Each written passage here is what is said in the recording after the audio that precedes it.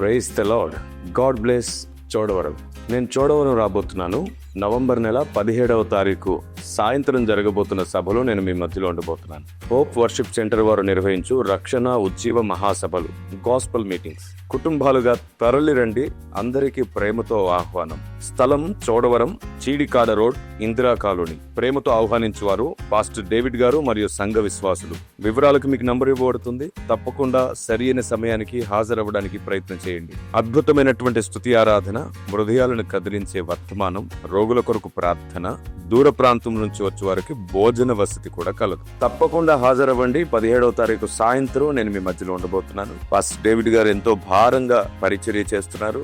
అంచెలంచెలుగా దేవుడు ఆయన పరిచర్యను వృద్ధి చేయిస్తున్నారు. ఇప్పుడున్నటువంటి సమాజంలో, ఇప్పుడున్నటువంటి వాతావరణాన్ని గమనిస్తే మన ప్రాణప్రియుని రాకడ అత్యంత సమీపంలో ఉందని అర్థమవుతుంది. మరి ఆయన రాకడ ఎప్పుడు వస్తుంది?